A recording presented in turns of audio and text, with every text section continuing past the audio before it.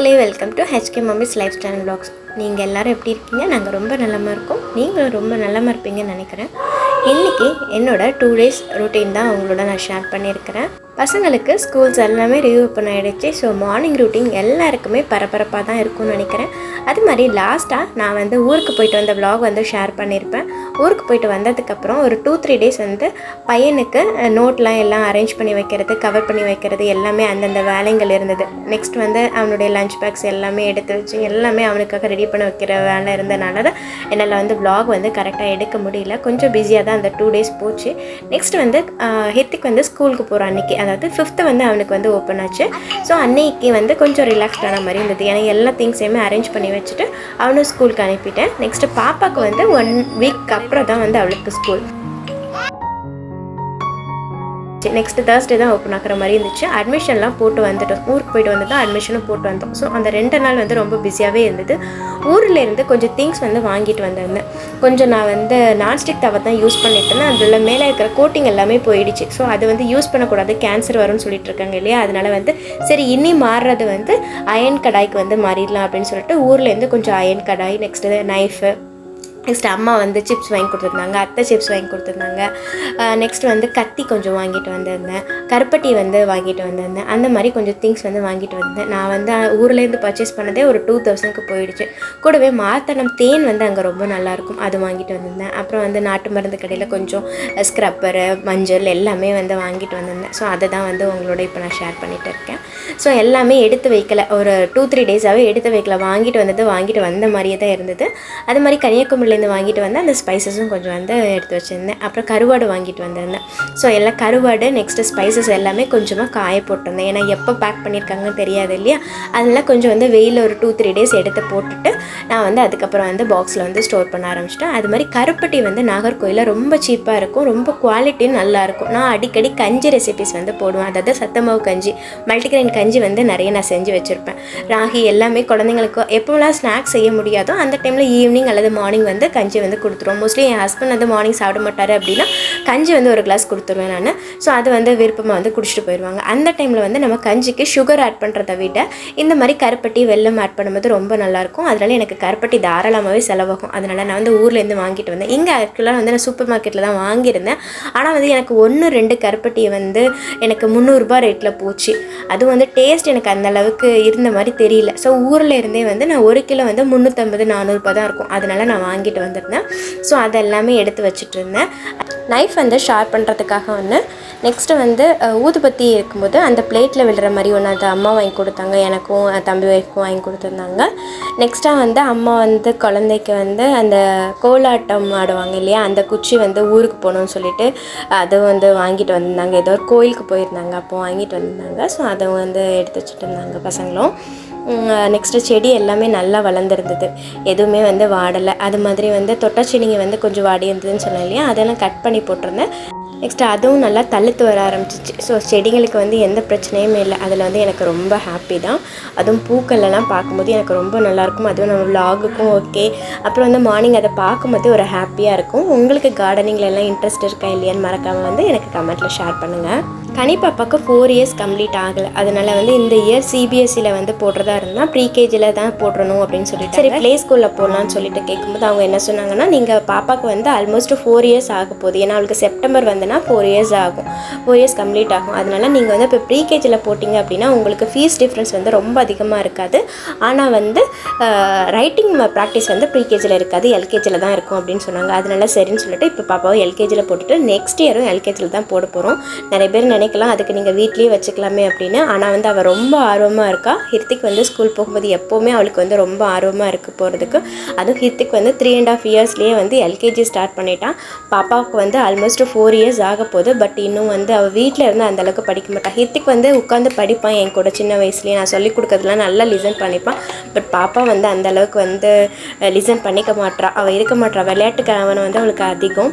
அதுவும் ஹிருத்திக் இருக்கிறனால அவளுக்கு ரொம்ப விளையாட்டுத்தனம் சோம்பேறித்தனமாக தான் இருக்கிறா. அதனால சரி இப்போ ஸ்கூலிங் போட்டால் ஓகே அப்படின்னு சொல்லிட்டு தான் போட்டிருக்கோம்.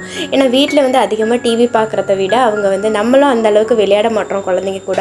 அதனால வந்து பக்கத்தில் ஃப்ளாட் பசங்களும் குட்டியாக கேர்ள்ஸ் அந்த அவ கூட விளையாடுற மாதிரி பசங்க இல்லை. அதனால வந்து சரி அப்படின்னு சொல்லிட்டு ஸ்கூலிங் போடுறதே நல்லது. ஜஸ்ட் ஒரு 2-3 இயர்ஸ் தான் இருந்தால் சரி படிச்சுட்டு வரட்டும் சொல்லிட்டு நான் ஸ்கூலிங் போட்டிருக்கேன் அவளை. ஸோ அதுவும் நான் வந்து இந்த vlogல ஷேர் பண்ணியிருக்கிறேன். நெக்ஸ்ட்டு ஹித்திக்கு மார்னிங் வந்து பிரேக்ஃபாஸ்ட்டையும் முடிச்சுட்டு பாப்பாவுக்கு கொடுத்துட்டு நெக்ஸ்ட் அவனுக்கு லஞ்சுக்காக இன்றைக்கி வந்து சோயா சங்க்ஸ் போட்டு பிரியாணி தான் ரெடி பண்ணியிருந்தேன். ஜீரக சம்பாலா ரெடி பண்ணியிருந்தனால கொஞ்சம் அது வந்து கொஞ்சம் குழஞ்ச மாதிரி இருந்துச்சு. சரி அப்படின்னு சொல்லி நான் பசங்க சாப்பிட்றதுக்கு கொஞ்சம் ஈஸியாக தான் இருக்கும், ரொம்ப ட்ரையானதோட கொஞ்சம் ஓகேவாக இருக்கும்னு சொல்லிட்டு கொடுத்துருந்தேன். காரம் எப்போவுமே கொஞ்சம் அவங்களுக்கு ஏற்ற மாதிரி தான் நான் சமைச்சிப்பேன். அதனால் சரின்னு சொல்லிட்டு அதுவும் ஸ்நாக்ஸுக்காக கொஞ்சம் பாதாம் ஊற வச்சுருந்தேன் நைட்டு. அதுவும் நெக்ஸ்ட் வந்து போமோ இருந்தது, அதுவும் வந்து கொடுத்தாச்சு. டெய்லி ஃப்ரூட்ஸ் எடுத்துகிட்டு போக மாட்டான், வாரத்தில் 1-2 நாள் தான் எடுத்துகிட்டு போவோம். மற்ற நாள் வந்து ஒரு லட்டு அல்லது வந்து ஏதாவது ஒரு ஸ்நாக் தான் வந்து செஞ்சு கொடுப்பேன். இன்றைக்கி வந்து ஃப்ரூட்ஸ் வந்து கொடுத்து விட்டாச்சு. அதுக்கப்புறம் வந்து சரி நம்ம வந்து இந்த அயன் கடாயெல்லாம் க்ளீன் பண்ணலான்னு சொல்லிட்டு எடுத்து வச்சுருந்தேன். அதுவும் இந்த பனியார சட்டி வந்து அம்மா முன்னாடி கொடுத்துருந்த ஒரு 1 இயர் பேக் கொடுத்துருந்தாங்க. என்கிட்ட ஆல்ரெடி பனியார சட்டி இருந்தனால நான் அதில் தான் வந்து இண்டோலியமில் இருந்தது, அதில் தான் வந்து நான் போட்டுட்டு இருந்தேன். சரி இதையும் இந்த கையோடையே வந்து நம்ம வாஷ் பண்ணி வச்சுக்கலாம்னு சொல்லிட்டு எல்லாம் க்ளீன் பண்ண ப்ராசஸில் இறங்கலாம்னு சொல்லிட்டு அதுக்கு முன்னாடி சரி ஒரு ஃபில்டர் காஃபியை குடிச்சிடலாம்னு சொல்லிட்டு போட்டுட்டு இருந்தேன். ஆக்சுவலாக கனிப்பாப்பா காஃபியை பார்த்துட்டா காஃபி தான் கேட்பா. அதனால வந்து சில டைம் அவளுக்கு கொடுப்பேன், சில டைம் வந்து பால் மட்டும் தான் கொடுப்பேன் அவளுக்கு. காஃபி கொடுக்குறதில்ல. மார்னிங் வந்து காஃபி அல்லது டீ குடிச்சுப்பாங்க. ஸோ அதனால் வந்து ரெண்டாவதும் அவங்களுக்கு வந்து பழக்கப்படுத்தக்கூடாதுன்னு சொல்லிட்டு நான் வந்து கொடுக்குறதில்ல, பால் மட்டும் தான் கொடுப்பேன். அவள் வந்து பாலும் குடிச்சுப்பாள், ஒன்றும் பிரச்சனை இருக்காது. நான் வந்து ஒரு ஃபில்டர் காஃபியை குடிச்சிட்டு க்ளீனிங் ப்ராசஸில் வந்து இறங்கிட்டேன். எப்போவுமே வந்து ஃபஸ்ட்டு நீங்கள் வந்து அயன் கடாயை வந்து க்ளீன் பண்ணும்போது நம்ம வந்து சில்வர் ஸ்க்ரப் இருக்குல்ல, அதை வச்சு நல்லா தேய்ச்சி கழுவணும். அப்போ தான் வந்து அதில் இருக்கிற ஃபஸ்ட்டு கோட்டிங், நெக்ஸ்ட்டு வந்து அதில் இருக்கிற துரு எல்லாமே வந்து ரிமூவ் ஆகும். அதனால் வந்து நல்லா ஒரு சோப் போட்டு நல்லா ஒரு 1 or 2 டைம்ஸ் வந்து நல்லா ஸ்க்ரப்பர் வச்சு நல்லா க்ளீன் பண்ணிவிடுங்க. அது மாதிரி அந்த பனியார சட்டியை எனக்கு கொஞ்சம் நல்லா துரு பிடிச்சிருச்சு. 1 இயர் பேக் அம்மா கொடுத்தா நான் அதை யூஸ் பண்ணவே இல்லை, அது அப்படி வச்சதுனால அது வந்து கொஞ்சம் துரு பிடிச்சிருச்சு. சரி அதையும் வந்து 2-3 டைம் கொஞ்சம் அது எக்ஸ்ட்ரா கொஞ்சம் எஃபர்ட் எடுத்து க்ளீன் பண்ணுற மாதிரி இருந்துச்சு. ஸோ புதுசு எல்லாமே அந்த அளவுக்கு வந்து ரொம்ப கஷ்டப்படுத்தலைன்னு. ஆனால் வந்து அது வந்து அந்த பழைய சட்டி வந்து கொஞ்சம் கைவலிக்க தேய்க்கிற மாதிரி தான் இருந்துச்சு. ஒரு 3-4 முறை வந்து ஸ்க்ரப்பர் யூஸ் பண்ணி நல்லா லிக்விட் போட்டு நல்லா வாஷ் பண்ணி வச்சுட்டேன். நெக்ஸ்ட்டாக வந்து அரிசி மாவு போட்டு நம்ம க்ளீன் பண்ணும்போது அதில் ஸ்டார்ச் கண்டென்ட் வந்து அதிகமாக இருக்கிறதுனால நமக்கு ஈஸியாக துரு எல்லாமே ரிமூவ் ஆகிட்டு வந்துடும். நான் இதோட கிளியரான ஒரு தனி வீடியோவை வந்து நெக்ஸ்ட் வீடியோவை வந்து நான் ஷேர் பண்ணுறேன். ஏன்னா வந்து இதில் வந்து லாங் வீடியோ போகும்னு சொல்லிட்டு ஜஸ்ட் க்ளீனிங் ப்ராசஸை மட்டும் தான் நான் வந்து சும்மா உங்களுக்கு சொல்கிறேன். ஃபுல்லாக வந்து நான் டீட்டெயிலாக காமிக்கல. இது ஃபஸ்ட்டு ஸ்க்ரப்பர் வச்சு நல்லா வாஷ் பண்ணிவிட்டு நெக்ஸ்ட்டு வந்து அரிசி மாவு போட்டு நல்லா வாஷ் பண்ணிவிட்டு நல்லா ட்ரை பண்ணிடணும். அப்படி இல்லாட்டி வெயில் அந்தளவுக்கு இல்லை அப்படின்னா நீங்கள் வந்து ஸ்டவ்வில் கொஞ்சம் நேரம் காமிச்சு ட்ரை பண்ணிவிட்டு எண்ணெய் அப்ளை பண்ணி நீங்கள் வச்சுட்டிங்கன்னா உங்களுக்கு வந்து இது நல்ல லாங் லைஃப் கொடுக்கும். நல்லா வந்து உங்களுக்கு யூஸ் பண்ணிக்கலாம். நான்ஸ்டிக் விட ரொம்ப ஹெல்த்தியானதும் கூடவே அதில் இருக்கிறது வந்து சீக்கிரம் சமைக்கலாம். கேஸும் வந்து கொஞ்சம் நமக்கு கம்மியாக தான் செலவழியும். ஸோ நான் டீட்டெயிலாக வந்து உங்களுக்கு நெக்ஸ்ட் வீடியோலையும் ஷேர் பண்ணுறேன். ஆன்லைனில் தான் நான் ஆரி, next sari pre pleating and sari tassels making எல்லாமே ஆன்லைனில் தான் நான் கற்றுக்கிட்டேன். எல்லாமே நான் KM ஆர்ட்ஸ் வேரில் தான் கற்றுக்கிட்டேன். ஃபஸ்ட்டு ஆரி தான் அவங்கக்கிட்ட கற்றுக்கிட்டேன் நான். ஸோ அந்த கிளாஸஸும் இருந்து அதுவும் வந்து கொஞ்சம் வந்து பண்ணிகிட்டு இருந்தேன்.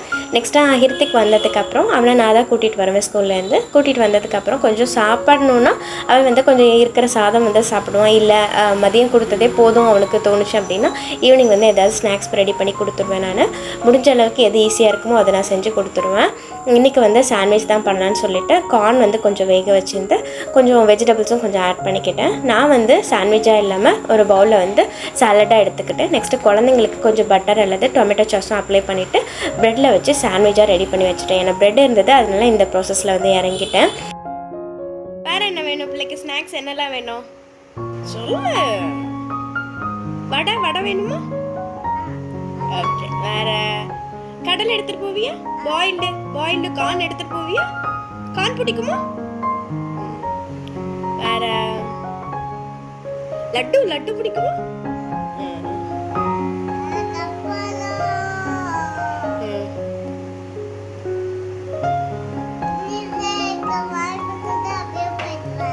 கிண்டர் ஜாயா?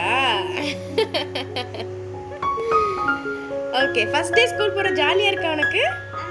ஜாலியா இருக்கா? ஓகே. ஜாலியா போவியா? அழுவியா அண்ணன மாதிரி? அழ மாட்டியா? அம்மா உன்னை விட்டுட்டு வந்துருவேன். ஓகேவா? அழக்கூடாது. Okay done. உனக்கு நிறைய ஃப்ரெண்ட்ஸ் கிடைப்பாங்க அங்கே, ஜாலியாக இருக்கும். ஓகேவா? அவங்க எப்போ வருவாங்களா? நாளைக்கு உன் கூட தான் எல்லாருமே வருவாங்க. எல்லா பேரண்ட்ஸும் குழந்தைங்களை விட்டுட்டு போயிடுவாங்க. ஓகேவா? பாப்பா கிட்ட எப்போ ஸ்கூல் புரியும்னு கேட்டாலும் அவள் ஆர்வமாக ஓகே தான் சொல்லுவாள். ஸோ வந்து அந்த அளவுக்கு அழமாட்டான் அப்படின்னு நினச்சிருந்தேன். நான் என்ன நடந்துச்சுன்னு லாஸ்ட்டாக ஷேர் பண்ணியிருக்கேன். ஸோ ஸ்கிப் பண்ணாமல் பாருங்கள். நெக்ஸ்ட்டு வந்து பாப்பாவுக்கு ஸ்கூலு. ஸோ அவளுக்கு வந்து ஒரு 20th வர வந்து 1 hour மட்டும் தான் கிளாஸு. அதனால் வந்து ஸ்நாக்ஸ் மட்டும் தான் எடுத்துகிட்டு போகிறத மாதிரி இருந்தது. புக்ஸ் எல்லாமே இன்றைக்கி வேண்டாம் அப்படின்னு சொல்லிட்டாங்க. ஸோ அவளுடைய பேக்கில் வந்து ஸ்நாக்ஸுக்காக கொஞ்சம் ரெடி பண்ணியிருந்தேன். காலையிலே கொஞ்சம் ஃப்ரைட் ரைஸ் தான் ரெடி பண்ணியிருந்தேன். ஹித்திக்கும் அவங்க அப்பாவுக்கும் கொடுக்குற மாதிரி. ஃப்ரைட் ரைஸ்க்காக கொஞ்சம் காலிஃப்ளவர் வந்து ஃப்ரை பண்ணியிருந்தேன். காலிஃப்ளவர் ஃப்ரை பண்ணாலே எப்போவுமே காலி ஆகிடும் மார்னிங்கே. அதனால் கொஞ்சம் மீதம் இருக்கிறத கொஞ்சம் ஃப்ரைட் ரைஸ்லேயும் தூவி போட்டிருந்தேன் நான். ஸோ காலிஃப்ளவர் 65 எப்போவுமே சூப்பராக வரும். காலிஃப்ளவர் வந்து கொஞ்சம் பிளான்ச் பண்ணி எடுத்துகிட்டு நெக்ஸ்ட்டு வந்து பேசிக் மசாலா தான், கொஞ்சம் இஞ்சி பூண்டும் ஆட் பண்ணிவிட்டு பேசிக் மசாலாஸ் ஆட் பண்ணிவிட்டு கொஞ்சம் கார்ன்ஃப்ளவரும் ஆட் பண்ணிவிட்டு ஒரு 1 hour வந்து ஊற வச்சிடலாம். ஊற வச்சுட்டு ஃப்ரை பண்ணி எடுத்திங்கன்னா ரொம்ப நல்லாயிருக்கும். ஸோ இது டீட்டெயிலாக ரெசிபி வேணும்னா கேளுங்க, கண்டிப்பாக நான் இதை ஷேர் பண்ணுறேன். நெக்ஸ்ட்டு வாரத்தில் ஒரு நாள் எப்படியாவது இந்த ஃப்ரைட் ரைஸ் அல்லது வந்து இந்த பிரியாணி வெரைட்டி வந்து கண்டிப்பாக வீட்டில் இருக்கும். ஏன்னா ஹித்துக்கு வந்து தயிர் சாதம் பிரியாணி ஏதாவது கண்டிப்பாக இந்த வாரத்தில் ஒரு நாள் செஞ்சு கொடுங்கன்னு சொல்லி கேட்டுகிட்டே இருப்பான். அதனால் வந்து இன்றைக்கி ஃப்ரைட் ரைஸ் தான் ரெடி பண்ணியிருந்தேன். ஆக்சுவலாக எக் வந்து அவன் எடுத்துகிட்டு போக மாட்டான். அதனால் அவங்க அப்பாவுக்கு வந்து லைட்டாக ஸ்க்ராம்பிள் பண்ணி எக்கு வந்து லைட்டாக தூவி போட்டு கொடுத்துருவேன். இவனுக்கு வந்து வெஜிடபிள்ஸ் மட்டுமே போட்டு ஃப்ரைட் ரைஸை ரெடி பண்ணிடுவேன். ஃப்ரைட் ரைஸ் பண்ணும்போது எப்போவுமே கொஞ்சம் ஆயில் ஆட் பண்ணிக்கோங்க. நல்லா ஹை ஃப்ளேமில் ஆட் பண்ணும்போது இன்னும் நல்லாயிருக்கும் டேஸ்ட்டு. இப்போ வந்து இஞ்சி பூண்டு குட்டியாக சாப் பண்ணிவிட்டு ஒரு பச்சை மிளகாவும் ஆட் பண்ணியிருக்கிறேன். நெக்ஸ்ட்டு குட்டியாக சாப் பண்ண வெங்காயம் ஆட் பண்ணிக்கலாம். சால்ட்டும் இது கூட நீங்கள் ஆட் பண்ணிக்கோங்க. நெக்ஸ்ட்டு வீட்டில் இருக்கிற வெஜிடபிள்ஸ் நீங்கள் ஆட் பண்ணிக்கலாம். நான் வந்து இன்றைக்கி கேரட் பீன்ஸ் தான் ஆட் பண்ணியிருக்கிறேன். நீங்கள் வந்து கேரட் பீன்ஸ் கேபேஜ் ஆட் பண்ணிக்கலாம். குடமிளகாவும் ஆட் பண்ணியிருக்கிறேன் இன்றைக்கி. நெக்ஸ்ட்டு கேபேஜ் இருந்தால் ஆட் பண்ணிக்கலாம். நெக்ஸ்ட்டு பட்டாணி, பச்சை பட்டாணி இருந்தால் கூட நீங்கள் ஆட் பண்ணிக்கலாம். அல்லது நீங்கள் ட்ரை பட்டாணினா நல்லா ஊற வச்சு வேக வச்சுட்டு ஆட் பண்ணுற மாதிரி இருக்கும். பச்சை பட்டாணினா உங்களுக்கு சீக்கிரமாகவே வெந்து வந்துடும். அது மாதிரி இந்த ஃப்ரோசன் பட்டாணி இருக்கும்ல, அது கண்டிப்பாக வாங்காதீங்க பேக்கெட்டில். அது ரொம்ப கலராக இருக்கும். நான் வந்து ஒரு டைம் வாங்கியிருந்தேன். லைட்டாக வந்து நான் கொதிக்க வைக்கும் போதே எனக்கு கலர் வந்து ரொம்ப க்ரீன் கலராக சேஞ்ச் ஆகிடுச்சு. அதை பார்க்கும்போது நான் வாங்கவே மாட்டேன் அதுக்கப்புறம். ஸோ நீங்களும் கண்டிப்பாக அந்த ஃப்ரோசன் பட்டாணி வந்து வாங்காதீங்க, கலர் ஆட் பண்ணியிருக்காங்க. நெக்ஸ்ட்டு வந்து ஸ்நாக்ஸுக்காக கொண்டக்கடலை தான் நைட்டு ஊற வச்சுருந்தேன். நல்லா அதையும் வேக வச்சு எடுத்துகிட்டு நெக்ஸ்ட் வந்து வீட்டில் இருந்த வெஜிடபிள்ஸ் ஏற்கனவே நான் முந்தின நாள் வந்து சாண்ட்விச்காக எடுத்து வச்சுருந்தேன் இல்லையா, அந்த மாதிரி கொஞ்சம் வெஜிடபிள்ஸ் வந்து வீட்டில் இருந்துச்சு. கொஞ்சம் கேரட், குக்கும்பர் எல்லாமே இருந்துச்சு. வெங்காயம் போட்டு கொஞ்சம் உப்பு சால்ட்டை ஆட் பண்ணிவிட்டு அதை ஒரு ஸ்நாக்காக வந்து கனிப்பாப்பாக்கும் நான் கொடுத்துட்டேன். நெக்ஸ்ட்டு நாங்கள் வந்து ஒரு பவுல் மார்னிங் எடுத்துக்கிட்டோம். நான் வந்து முன்னாடி 3-4 இட்லி சாப்பிடுவேன். பட் இப்போ வந்து கம்மி பண்ணியிருக்கேன். ஒரு 2 இட்லி தான் சாப்பிட்றது. கூடவே இந்த மாதிரி ஏதாவது ஒரு 10 o'clock, அதாவது ஸ்கூல் போயிட்டு வந்ததுக்கப்புறம் 10 o'clock இது மாதிரி எடுத்துப்பேன். அப்படி இல்லாட்டி மார்னிங் இதுவே நான் பிரேக்ஃபாஸ்ட்டாகவே எடுத்துப்பேன். அது மாதிரி என் ஹஸ்பண்டும் இது ஒரு பவுல் கொஞ்சம் ஒரு 2 இட்லி மட்டும் தான் சாப்பிட்டுட்டு போகிறாங்க. ஸோ இன்றைக்கும் அதே மாதிரி நாங்கள் எடுத்துக்கிட்டோம். குழந்தைங்களுக்கு ஸ்நாக்ஸ் மார்னிங் கொஞ்சம் கொடுப்போம். ஆனால் மார்னிங் அந்தளவுக்கு சாப்பிட மாட்டாங்க. அதனால் கொஞ்சம் ஸ்நாக்ஸுக்காகவும் கொஞ்சம் பேக் பண்ணி கொடுத்துட்டேன் நான். நெக்ஸ்ட்டு வெஜிடபிள்ஸ் எல்லாம் வதங்கி வரும்போது கொஞ்சம் டொமேட்டோ சாஸ், சோயா சாஸ் போட்டு நல்லா வதக்கிட்டு நெக்ஸ்ட்டு பாஸ்மதி ரைஸ் வந்து நல்லா வேக வச்சுட்டு, அதாவது ஒரு 50 to 60% வேக வச்சா போதும். லைட்டாக உடஞ்சி வர மாதிரி வேக வச்ச போதும். நீங்கள் வேக வச்சுட்டு நல்லா ஃபேன் காற்றுல ஆற வச்சிட்டிங்கன்னா உங்களுக்கு நல்லா கிளறும் போது உடையாமல் இருக்கும். அதையும் போட்டு புரட்டிட்டு ஃப்ரை பண்ண காலிஃப்ளவரையும் மிக்ஸ் பண்ணிவிட்டு நல்லா ஒரு சாஃப்டாக கிளறி விட்டுட்டிங்கன்னா சூப்பரான ஃப்ரைட் ரைஸ் ரெடி. ஹிர்திக் வந்து டொமேட்டோ சாஸையும் எடுத்துகிட்டு போயிடுவான் தொட்டுக்கிறதுக்கு. அவங்க அப்பாவுக்கு வந்து பிரச்சனை இருக்காது. ஏன்னா வந்து எக்கு எக்ஸ்கிராம்பிள்ஸும் போட்டிருப்பேன் நான். கூடவே வந்து இந்த காலிஃப்ளவரும் இருக்கிறனால அவங்களும் ஈஸியாக சாப்பிட்டுப்பாங்க. இப்போ வந்து தொட்டுக்கிறதுக்குன்னு இதுக்கு தனியாக எதுவும் தேவையில்லை. ஸ்நாக்ஸுக்கு வந்து இன்றைக்கி கொண்டக்கடலை தான். ஸோ அதை வச்சு இன்றைக்கி ரொம்ப சிம்பிளாக வந்து வேலையை முடிச்சாச்சு. ஹித்திக் ஸ்கூல் வந்து கொஞ்சம் வாக்கபிள் டிஸ்டன்ஸில் தான் இருக்குது. 8:30க்கு கொண்டு போய் அவனை விட்டுடுவேன். பாப்பாவுக்கு வந்து 9-10க்குள்ளே விடணும். ஸோ அவளை விட்டுட்டு வீட்டுக்கு வந்துட்டு தான் நெக்ஸ்ட் வந்து கனிப்பாப்பா கூட்டிகிட்டு போகிற மாதிரி இருக்குது. கனிப்பாப்பாவை கூட்டிகிட்டு போகும்போது பைக்லேயே கூட்டிகிட்டு போயிடுவேன். ஸோ அந்த பாப்பாவும் ரொம்ப வந்து அதிகமாக நடக்க முடியாது அப்படின்னு சொல்லிட்டு தூக்கிட்டு என்னால் போக முடியாது. அதனால சரின்னு சொல்லிட்டு அவளை வந்து பைக்கில் கொண்டு போய் விட்டுட்டு வந்துடுவேன். இன்றைக்கி வந்து கனிப்பாப்பாவுக்கு கொஞ்சம் கொண்டக்கடலையும் நெக்ஸ்ட்டு கொய்யாப்பழமும் கட் பண்ணி வச்சு கொடுத்தாச்சு. ரொம்ப ஆர்வமாக தான் இருந்தால், ரொம்ப ஹாப்பியாகவே கிளம்பிட்டு இருந்தா. ஆனால் வந்து கரெக்டாக ஸ்கூல் என்ட்ராகி மேமை பார்க்குற வர அந்த அழுகை வந்து வரலை. அதுக்கப்புறம் அங்கே குட்டீஸ் எல்லாம் செம்மையாக அழுதுட்டு இருந்தாங்க. செம்மையாக க்ரை பண்ணிகிட்டு இருக்கும்போது பார்க்கவே அவளுக்கு ரொம்ப அழுகையாகிடுச்சு. நெக்ஸ்ட்டாக 1 hour எனக்கு வீட்டில் வந்துட்டு கையும் ஓடல காலும் ஓடல, எப்படி பாப்பா எப்படி மேனேஜ் பண்ணிகிட்டு இருப்பா ஆள்றாள். ஆனால் மைண்ட் ஃபுல்லாக அதிலே இருந்தது. என்னால் ஆரி எந்த ஒர்க்குமே பண்ண முடியல. கொஞ்சம் நேரம் ஃபோன் தான் யூஸ் பண்ணிகிட்டு இருந்தேன். நெக்ஸ்ட்டு பாப்பாவையும் கூட்டிகிட்டு வந்துட்டேன். அங்கே வந்து டெக்கரேட் பண்ணியிருந்தாங்க ஃபஸ்ட் டேனால். ஸோ அங்கே கொஞ்சம் ஃபோட்டோஸும் எடுத்துகிட்டு வந்து தான் என்னோடய ஆரி வேலையை ஸ்டார்ட் பண்ணேன். அவளை கூட்டிகிட்டு வந்ததுக்கப்புறம் தான் எனக்கு வந்து மைண்ட் கொஞ்சம் ரிலாக்ஸ்டாகவே இருந்துச்சு. பாப்பா எப்போவுமே கூட இருந்து பழகிடுச்சு இல்லையா. இப்போ வந்து கொஞ்சம் அந்த 1 hour தான் இருந்தாலும் வந்து கொஞ்சம் கஷ்டமாக தான் இருந்துச்சு. இன்றைக்கி அவள் ஃபஸ்ட் டே போகும்போது எனக்கே கொஞ்சம் அழுக வந்துடுச்சு தான். ஏன்னா வந்து நான் அந்த மாதிரி டைப் தான். ஃபஸ்ட் டே வேக்சின் போடும்போது சரி, ஹிருத்திக்கும் ஃபஸ்ட் டே போகும்போது என் கண்ணில் கொஞ்சம் கண்ணீர் வந்துடும். கேட்க கொஞ்சம் காமெடியாக இருந்தாலும் நான் வந்து அந்த மாதிரி ஒரு டைப் தான். குழந்தைங்க விஷயத்தில் வந்து கொஞ்சம் ரொம்ப சென்சிட்டிவ்னே சொல்லலாம். நெக்ஸ்ட்டு வந்து ஹிருத்திக்கும் ஸ்கூல்லேருந்து வந்ததுக்கப்புறம் அவனுக்கு கொஞ்சம் ஆக்டிவிட்டி இருந்தது. அதாவது வந்து பிளான்ஸுக்கு வந்து கிராட்டிடியூட், அதாவது கார்டனிங் டைமில் வந்து அவங்கள இன்வால்வ் பண்ணுற மாதிரி வந்து ஆக்டிவிட்டி இருந்துச்சு. ஸோ அதுக்காக கொஞ்சம் வீடியோஸ் ஃபோட்டோஸ் எடுக்க வேண்டியது இருந்தது. ஸோ அதையும் எடுத்துகிட்டு நெக்ஸ்ட்டு வந்து என்னோடய ரெகுலர் ரூட்டீன் வந்து நான் பார்த்துட்டு இருந்தேன். இந்த vlog வந்து உங்களுக்கு பிடிச்சிருக்கா இல்லையான்னு மறக்காமல் கமெண்ட்டில் ஷேர் பண்ணுங்கள். உங்கள் குழந்தைங்களோட ஃபஸ்ட் டே எக்ஸ்பீரியன்ஸ் எப்படி இருந்துச்சுன்னு மறக்காமல் எனக்கு கமெண்ட்டில் ஷேர் பண்ணுங்கள். இன்னொரு வீடியோவில் பார்க்கலாம். தேங்க்ஸ் ஃபார் வாட்சிங்.